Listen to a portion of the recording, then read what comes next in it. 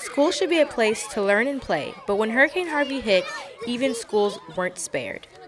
Robert E. Lee Elementary School in Port Arthur was one of many affected by Hurricane Harvey. The hurricane did affect our campus. The damage here wasn't as severe as it's been at other campuses. We're very blessed that we only received water damage to the front office area, to the carpeting there due to leaks, and the front area as well. We have several tiles and leaks, throughout the building that are having to be addressed. Actually, that's how it affected us as a campus. And then, of course, it affected enrollment because we lost about 40 to 50 students who would normally be here this time of the year. So was Woodward Elementary School in Houston, where Principal Susan Brins cares about her students and their well-being. She asked her son to eat as much as he can while he's here at school, because when he goes home, they don't have a way to cook it or prepare it. So they're using the money that they have. The gift cards are helping because they can, like Miss Tandy said, they can go to the store and buy food for their family to eat at night.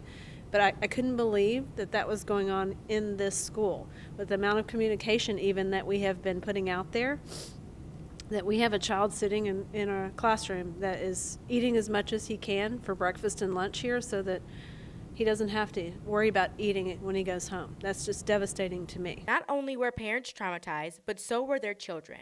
Overall, I think I was just worried about what would happen,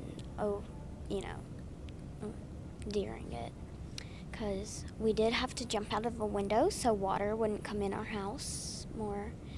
And we rode down the street with Mom and Dad pulling us on a big floaty, and it was crazy.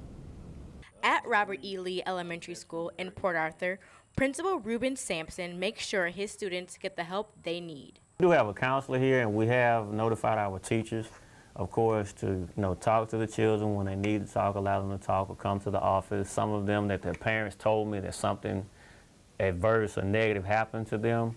I do try to check on those students and ask them how they're doing and what's going on, do you need to talk, do you want to talk, those kinds of things. We haven't actually had a psychologist, but we are seeking to meet the needs of the students here on the campus, and we do have communities and schools who's here, and they provide support as well on the campus, for students that are needing help and assistance. So we are aware that it did affect them and it was traumatic. So we do take that into consideration as we're dealing with the children, to keep that on the mind, because it's different for all of us. So we're kind of having to learn as we go, but we are addressing it. Across from the school, a mother of 3 is holding a yard sale. She says her children were fearful when the storm hit. They scared because they never see, the water coming in the yard, or when we see the water is raised. And we see the people live in down. They coming in the boats and the helicopter.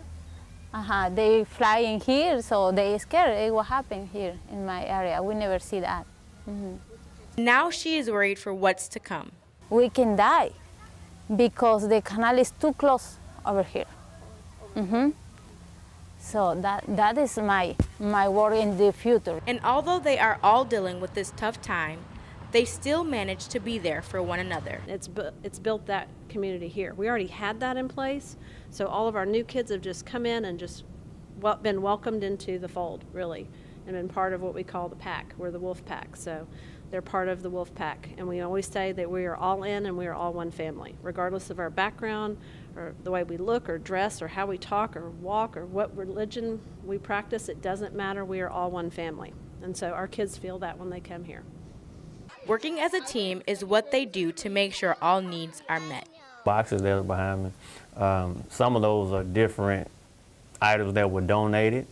The district is providing uniforms because they received a large amount of money from a local vendor to try to help students to get clothes because they lost clothes and supplies.